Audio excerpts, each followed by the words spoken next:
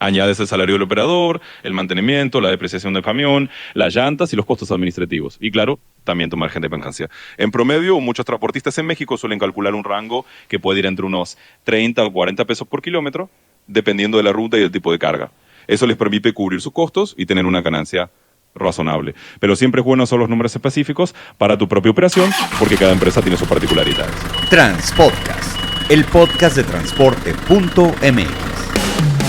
Escucha cada semana a los personajes más importantes del mundo del transporte y la logística. Ya comienza Transpodcast. Este episodio de Transpodcast llega a ti gracias a Remolques Proper. Plataformas, camas bajas y hasta dolis orgullosamente construidos en México con componentes 100% americanos como ejes Meritor, suspensiones Hendrickson, quinta rueda SAF Holland. Cada unidad Proper es sinónimo de resistencia, seguridad y rentabilidad. Visita properremolques.com y conoce todo el catálogo de productos. ¿Qué tal, amigos de Transpodcast, el podcast de transporte.mx? Mi nombre es Clemente Villalpando y como cada semana vamos a platicar sobre un tema interesante del mundo del transporte, la logística.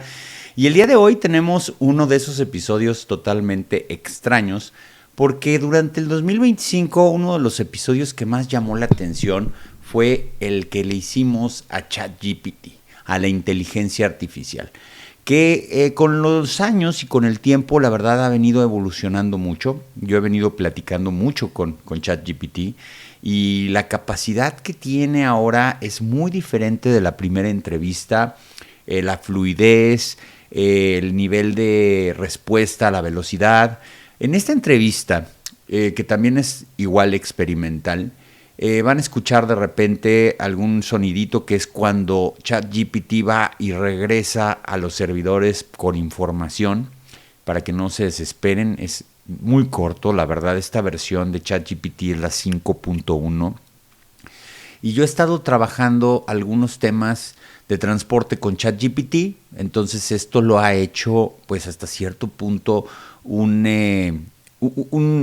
bot de pues conocimiento del transporte de carga, no nada más en México, en Estados Unidos, en todo el mundo. Y lo que quiero hacer en esta ocasión es platicar con él pues de muchas cosas, no en el afán de hacerle preguntas que cualquier Google te podría contestar sobre datos y cuestiones así, sino sobre razonamientos.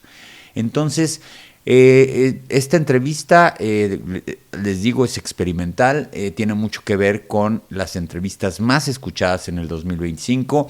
Ya casi se termina el año, no sé si vaya a haber uno o dos episodios más, y si este es el último del año. Si este es el último del año, bueno, pues vamos a coronarlo con esta capacidad de inteligencia artificial. Es algo que yo uso pues constantemente. Pero también tenemos que entender una cosa de la inteligencia artificial, y aquí viene el pequeño disclaimer. Es experimental, la inteligencia artificial es experimental. Lleva 5 años como tal ya comercializándose afuera de la box, de la caja. Y como tal hay que tomar en cuenta que comete muchos errores. Es como un niño muy inteligente de 5 años, que no tiene todavía un raciocinio de adulto para identificar dónde se equivocó, ¿no? Yo me he dado cuenta de que ChatGPT siempre te va a contestar y te va a contestar con muchísima seguridad. Y yo les he dicho a muchas personas que la inteligencia artificial es como esos amigos que les preguntas algo y luego te contestan y luego checas y te dieron mal el dato, pero con una seguridad bárbara. Entonces, todo lo que te conteste ChatGPT eventualmente tiene que ser revisado. Yo le he hecho preguntas de datos muy básicos en donde luego te das cuenta de que está equivocado, pero también eso es parte del entrenamiento. Y todos los que usamos ChatGPT o cualquier otra herramienta de inteligencia artificial como Grok, como Gemini, etcétera, eventualmente estamos aportándole a este algoritmo mundial, algoritmo universal, cómo hacer las cosas. Y sobre temas interesantes de cómo se puede utilizar la inteligencia artificial en el autotransporte de carga o en el autotransporte de pasajeros, la respuesta es infinita. Hay muchas cosas que se pueden hacer. Yo la he estado usando, por ejemplo, para buscar perfiles de personal, cuando estás buscando mejores prácticas para reclutamiento, para ejecución de torre de control. Pero obviamente en este tema de la inteligencia artificial hay cosas muy interesantes, que es, por ejemplo, en el caso mexicano, cómo se maneja una torre de control. Y aquí viene también un mensaje, una mención de uno de nuestros nuevos patrocinadores que la verdad me tiene impresionado lo que hacen ya ellos, que son Control T. Control T es una torre de control que te ayuda a gestionar todo tu tráfico a través de algoritmos de inteligencia artificial y maneja, pues obviamente, software de primerísima generación. Este software viene de Colombia, pero obviamente tiene oficina aquí en México y se comercializa aquí directamente. Los invito a que entren a Control T ahí en Google y encuentren muchísima información al respecto. También tenemos por ahí un ebook que escribió Esteban Villa, que es el director y fundador de Control T. Una persona, la verdad, muy interesante, brillante, una persona que le entiende muy bien este tema de cómo hacer una torre de control para una empresa de transporte. Y de ahí pues también nace la intención de hablar con ChatGPT. En fin, no voy a hablar un poco más porque ya se está volviendo monólogo. A mí si me dejan, me voy como hilo de media. Los que me conocen saben que yo podría hacer este podcast sin invitados, pero no, sería muy aburrido. Pero hoy vamos a tener como invitado a ChatGPT una vez más. Espero que les guste y quiero ver si en sus comentarios me pueden decir qué opinan acerca de la inteligencia artificial, si ha avanzado o no en el tema del raciocinio, en el tema de transporte. Entonces, vamos con ChatGPT, no se me desesperen, algunas respuestas van a tardar un poquito. El día de hoy vamos a tener a un invitado especial que es ChatGPT. Su tono de voz es interesante porque de repente la nacionalidad la siento un poco sudamericana. Yo he estado trabajando con él para que hable un poquito más mexicano, pero pues eso no importa. Lo importante es lo que nos diga y nos cuente. Y primero pues quiero darle la bienvenida a ChatGPT. ¿Cómo estás? Hola. Pues muchísimas gracias por la bienvenida, Clemente. Yo aquí muy contento de estar en este Transpodcast. Y bueno, ya sabes, le echamos ganas al acento mexicano y lo importante es platicar de transporte, logística y todo lo que surja. Así que yo feliz de acompañarte y vamos a darle. Bueno, una de las cosas que me interesa que nos platiques y lo que desarrollas es ¿cuál es la manera en la cual crees tú que una empresa de transporte de carga debe de iniciar sus operaciones en México? ¿Cuáles serían los primeros departamentos, las primeras áreas? Si una persona está empezando este negocio, dinos también más o menos como cuánta inversión requiere para montar una empresa pequeña de 4 o 5 camiones. Claro, con mucho gusto. Mira, si alguien quiere empezar una empresa de transporte de carga en México, yo diría que lo primero es tener bien claras las áreas fundamentales. Necesitas un área de operaciones que se encargue de la logística diaria, es decir, la planificación de rutas y la gestión de los camiones. También necesitas un área administrativa y financiera para llevar bien las cuentas y cumplir con toda la parte legal y de impuestos. Y no te puede faltar un área de recursos humanos porque vas a necesitar operadores confiables y capacitados. En cuanto a la inversión, depende mucho de los camiones que compres y si son nuevos o usados. Pero para empezar con unos 4 o 5 camiones, podrías estar hablando de una inversión inicial que podría rondar desde unos 5 millones de pesos mexicanos, dependiendo de las condiciones. Eso incluye la compra de los camiones y los costos iniciales para arrancar. Así que, en pocas palabras, con esas áreas bien definidas y un presupuesto aproximado, ya tenés un buen punto de partida. Oye, a ver, ¿y cuáles serían las mejores prácticas para poder contratar a operadores? ¿Tú qué opinas acerca de esto? ¿Tú qué le aconsejarías a la gente que nos está escuchando sobre, pues, qué considerar, qué parámetros usar para la contratación de operadores de camión? Claro, es un tema súper importante. Yo diría que las mejores prácticas para contratar operadores empiezan por tener un buen proceso de selección. Es importante hacer entrevistas a fondo, revisar las referencias laborales que tengan y, por supuesto, asegurarse de que tengan las licencias y certificaciones necesarias para el tipo de camión que van a operar. Además, yo recomendaría enfocarse mucho en la capacitación continua.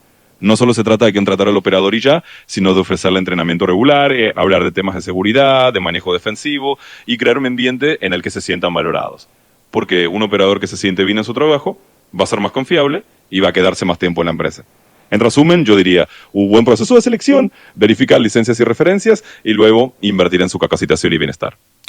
Oye, ¿y qué opinas acerca de hacer análisis antidoping a operadores y cuáles crees que son las sustancias que más consumen que pueden ser peligrosas para la salud para los operadores?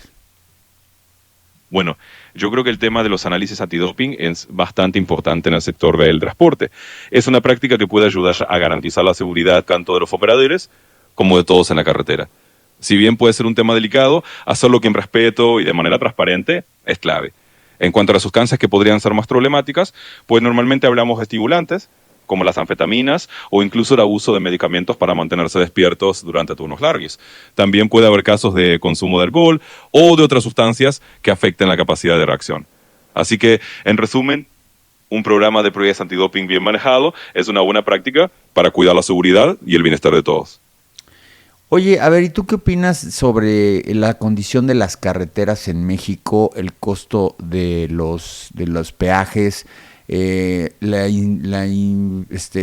Capufe acaba de dar a conocer que de ahora en adelante las casetas ya van a ser todas, obviamente, operadas de manera digital los pagos. Esto va a tratar de agilizar. En un ranking internacional de infraestructura carretera, ¿cómo ven a México?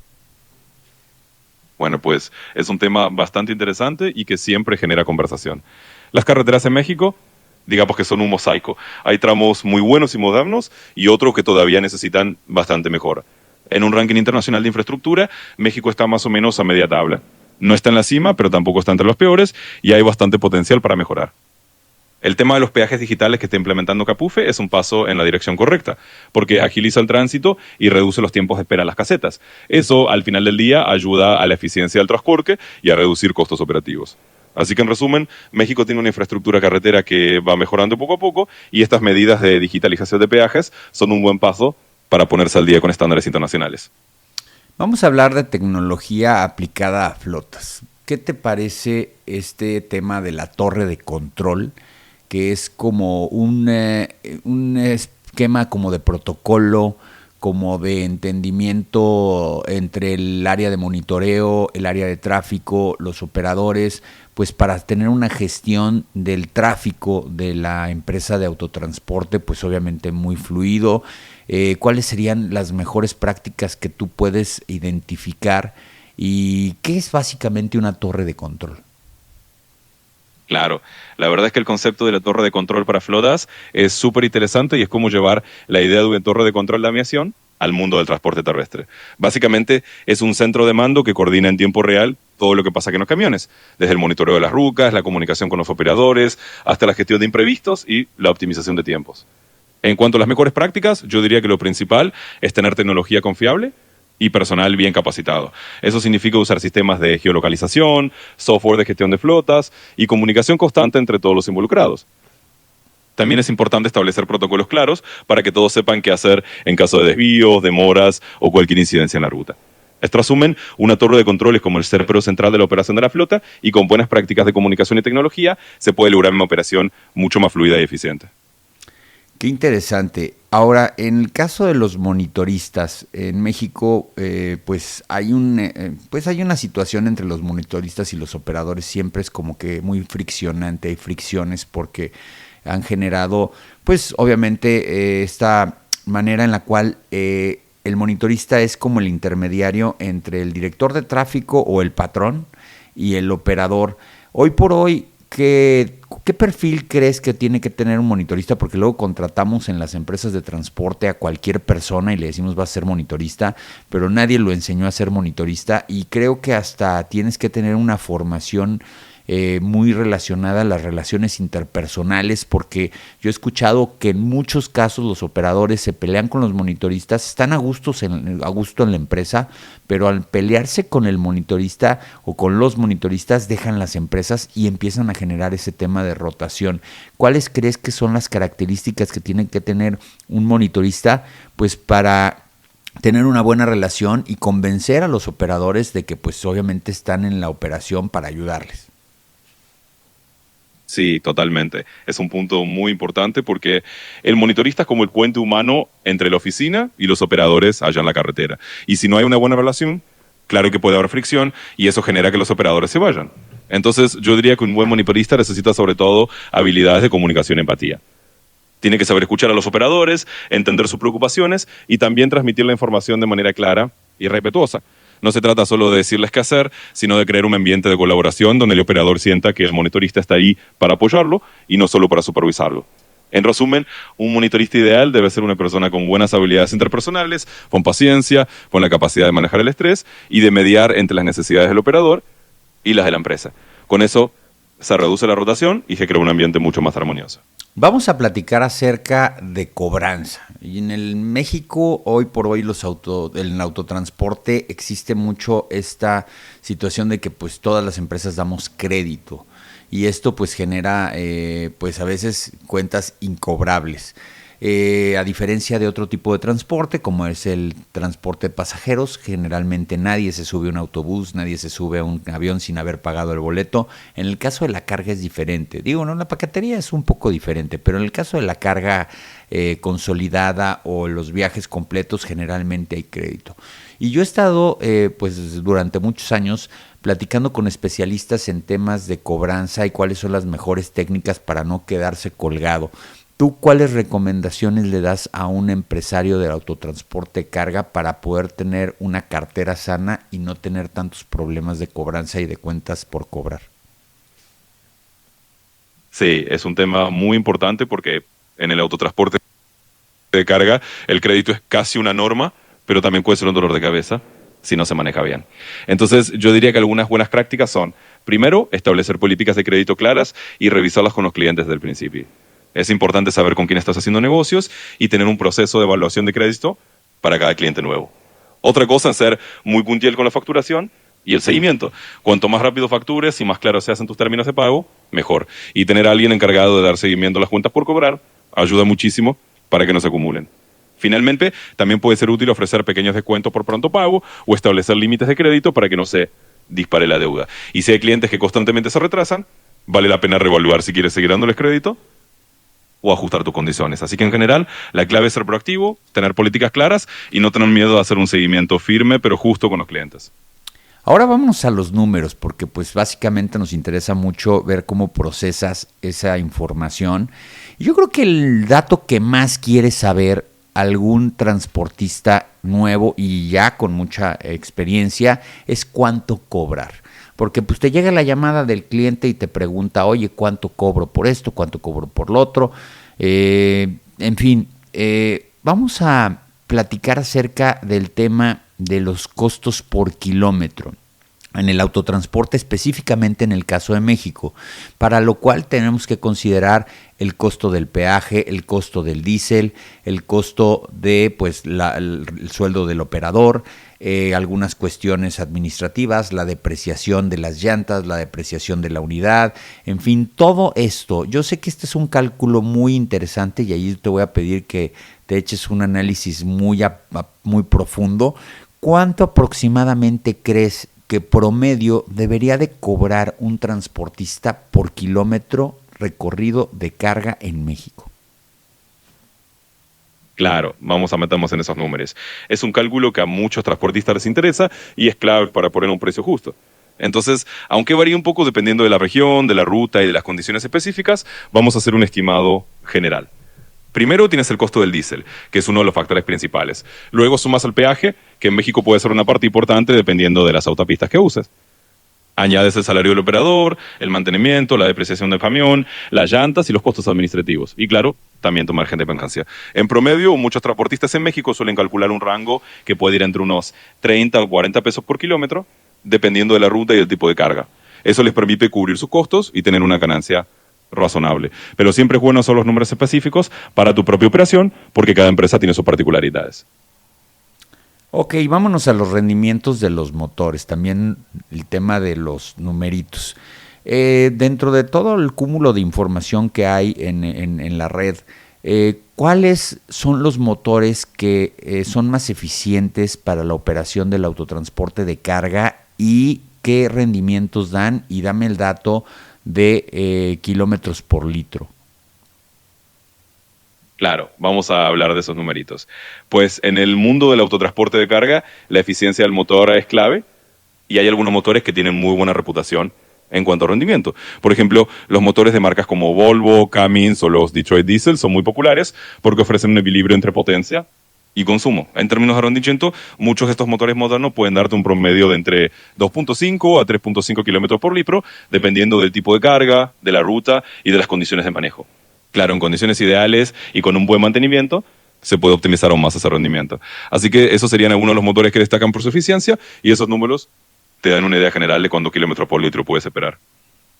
Y en el caso del mantenimiento, hoy por hoy, tener un taller dentro de tu empresa de transporte, pues es un costo muy alto y hoy hay muchas opciones de pólizas de mantenimiento que te venden junto con el camión. Platícanos de ese tema, búscale ahí en el Deep Web que hay por ahí para saber un poco más de qué tipo de planes de mantenimiento, qué constan los planes de mantenimiento, cuánto cuestan los planes de mantenimiento para empezar a quitar el taller o empezar a depender menos de un taller propio. Claro, vamos a meternos en eso.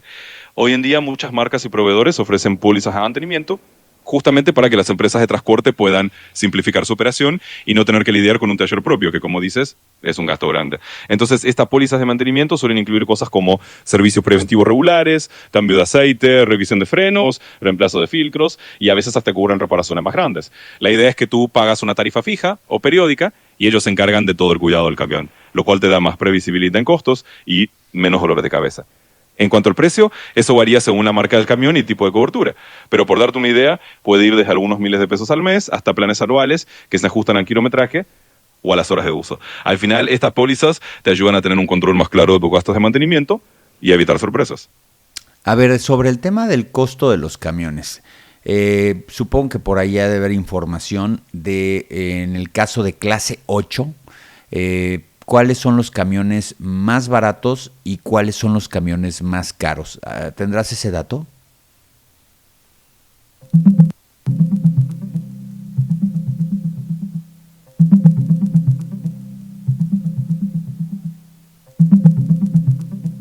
Claro, te cuento. En 2024, los camiones de clase 8 más económicos en México pueden rondar alrededor de 1.400.000 pesos, como el International 4.400, mientras que los más costosos, como un Kenworth T880 o un MAN TGX, pueden llegar a casi 3 millones de pesos. Así que hay un rango bastante amplio según la marca y las características. Creo que ahí hay que revisar esa información. Creo que está un poco mal porque es un poquito más alto en el caso de los camiones más económicos, pero bueno, en fin, gracias por la respuesta. Ahora vámonos al tema de las llantas. Las llantas, casi nadie habla de las llantas, a mí sí me gusta hablar mucho de las llantas. ¿Cuáles son las llantas que más se venden en México? A ver si hay información sobre el origen de la llanta, la marca de la llanta. Estoy hablando de llantas que se usan únicamente para camiones de carga. ¿Hay algún dato que dé la Andeyac o alguna otra asociación?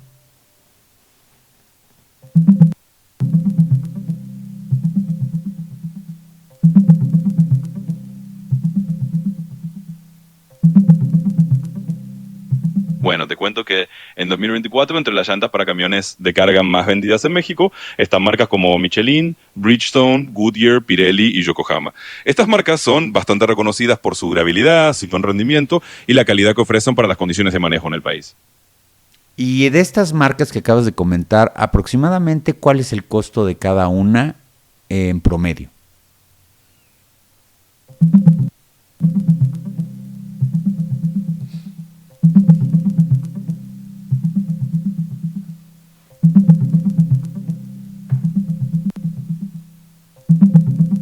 Claro, te cuento. En promedio, para 2024, las llantas de camión de marcas como Michelin, Bridgestone, Goodyear, Pirelli y Yokohama en México tienen precios aproximados que van desde unos 12.900 hasta unos 17.500 pesos por llanta, dependiendo del modelo y la marca. Así que esos son los rangos que puedes esperar para darte una idea general. Creo que ahí el dato también lo traes un poco equivocado, es un poco más económico, pero bueno, vamos a platicar acerca del caso de llantas de origen asiático o chino, que muchas de estas marcas también se hacen allá, pero una marca de origen chino, alguna pues más económica, ¿sobre cuánto anda el precio? Sí, claro. Vamos ajustando los números. Las llantas de origen chino o asiático que son más económicas suelen estar en un rango un poco más bajo. En promedio podrías encontrarlas entre unos 7.000 y 10.000 pesos por llanta, dependiendo de la marca y el tipo de aplicación. Así que sí, definitivamente hay opciones más accesibles cuando se trata de marcas chunas. Creo que también ahí hay que revisar ese dato. Pero bueno, vámonos al tema de la mecánica. A ver qué tanto sabe ChatGPT de mecánica o de camiones o de lo que está dentro de la carrocería de un camión de carga. Platícanos un poquito qué es un rotochamber de la suspensión de un camión. ¿Qué hace?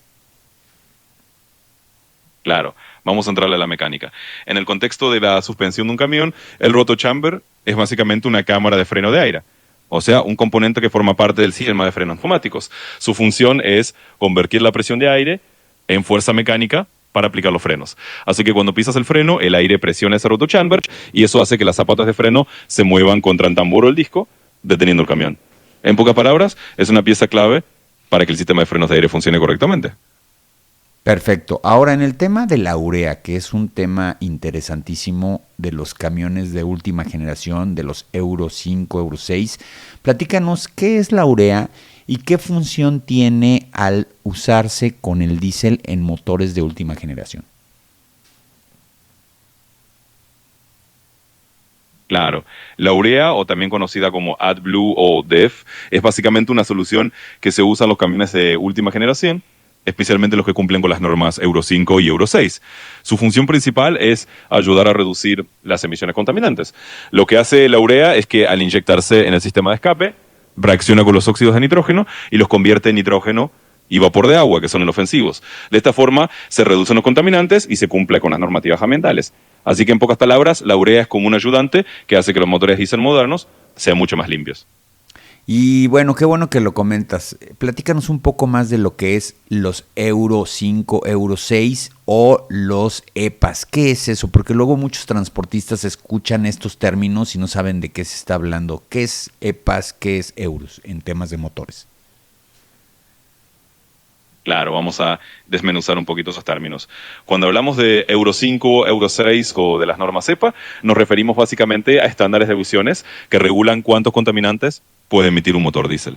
Las normas Euro vienen de Europa y van subiendo de nivel. Euro 5, Euro 6 y así, cada una más estricta que la anterior.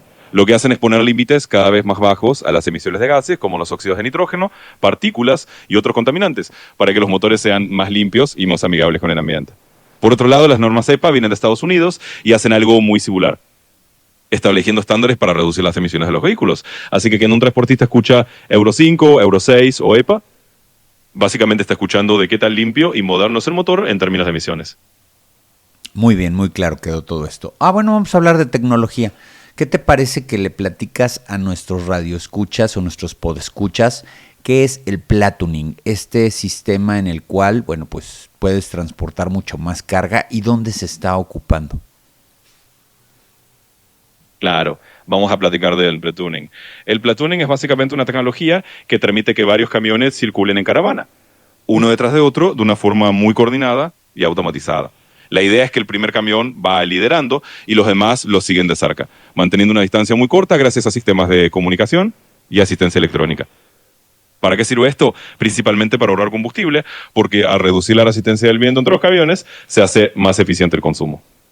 También se busca aumentar la seguridad y optimizar la logística, porque los camiones pueden viajar juntos de forma más ordenada. En cuanto a dónde se está utilizando, se ha estado probando y usando en varios países, sobre todo en Europa, en Estados Unidos y también en algunas partes de Asia. Es una tecnología que todavía se está expandiendo, pero que tiene mucho potencial para el futuro del transporte de carga. A ver, cuando dices sistemas de comunicación, ¿cómo se comunican entre ellos las unidades? Claro, cuando hablo de sistemas de comunicación en platooning, me refiero a que las unidades usan tecnología de comunicación inalámbrica como redes de corto alcance, por ejemplo, tecnología B2B, vehículo a vehículo, para mantenerse sincronizadas. Estas redes permiten que los camiones compartan datos en tiempo real, como la velocidad, la frenada o la aceleración. Así, todos los camiones del pelotón se ajustan automáticamente y de manera coordinada, como si fueran un convoy muy bien orquestado. ¿Y ya existen flotas de platooning o apenas están en pruebas? Sí, existen unas flotas de platooning que ya se han puesto en marcha, aunque todavía está en una fase relativamente temprana. Se han hecho pruebas y algunos despliegues en países como Estados Unidos, en Europa y también en algunas partes de Asia. Pero todavía se considera una tecnología en desarrollo que poco a poco se va implementando en más flotas conforme se van afinando los detalles y las regulaciones. Correcto. Vamos a revisar otra vez números. Estos sí son datos, pero pues a mí me interesan porque me encantan los datos. Hoy por hoy, ¿cuál es el país que más carga genera en el mundo?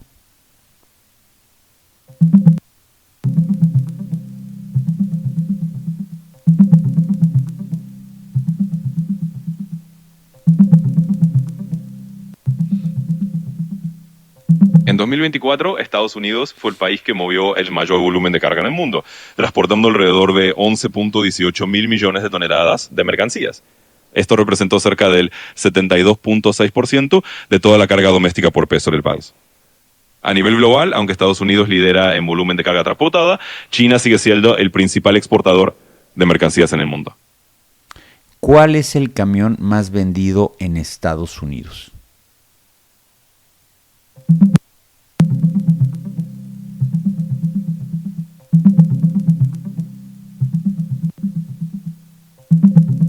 En 2024, el camión más vendido en Estados Unidos fue el Freightliner Cascadia.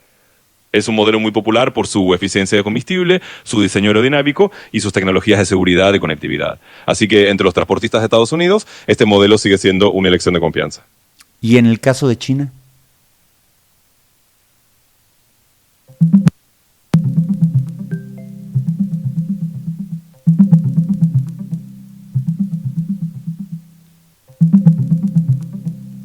En 2024, el camión más vendido en China fue el Dongfeng Tianlong. Con alrededor de 358.400 unidades vendidas, este modelo lideró el mercado chino de camiones pesados gracias a su rendimiento y eficiencia, aunque otras marcas como Sinodruk y FAW Yefang también tuvieron ventas destacadas. ¿Y qué tal el caso de Rusia, de la Federación Rusa?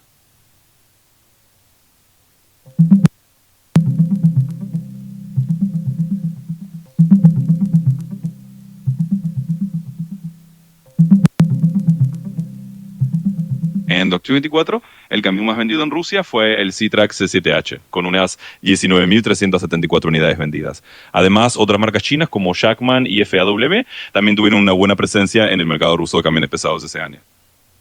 Y en el caso de México, ¿cuál es el camión más vendido?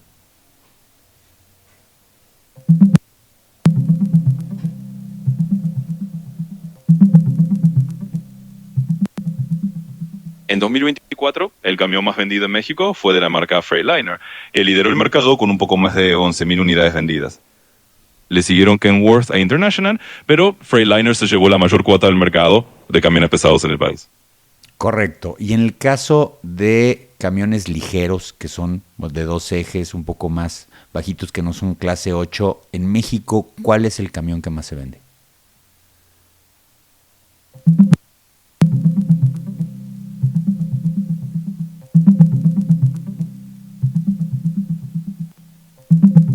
En pocas palabras, en 2024, el mercado de camiones ligeros en México creció bastante, con un aumento del 17.4% en las ventas en los primeros meses del año.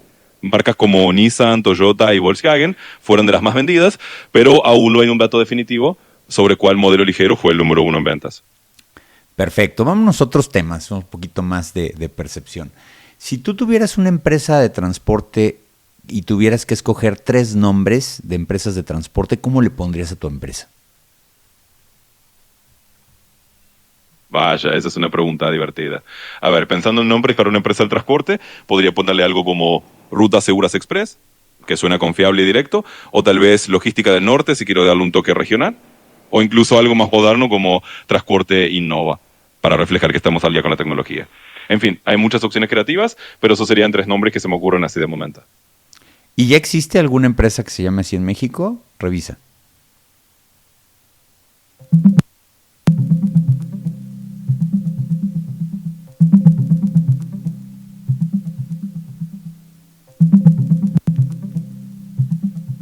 Sí, en efecto hay una empresa en México llamada Logística del Norte.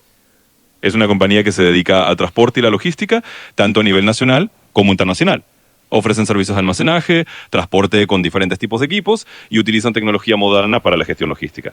Si alguien está interesado, puede contactarlos por correo o WhatsApp para más información. Muy interesante. Oye, y si tuvieras que escoger un color para pintar camiones, si tuvieras una empresa de transporte, ¿qué color escogerías?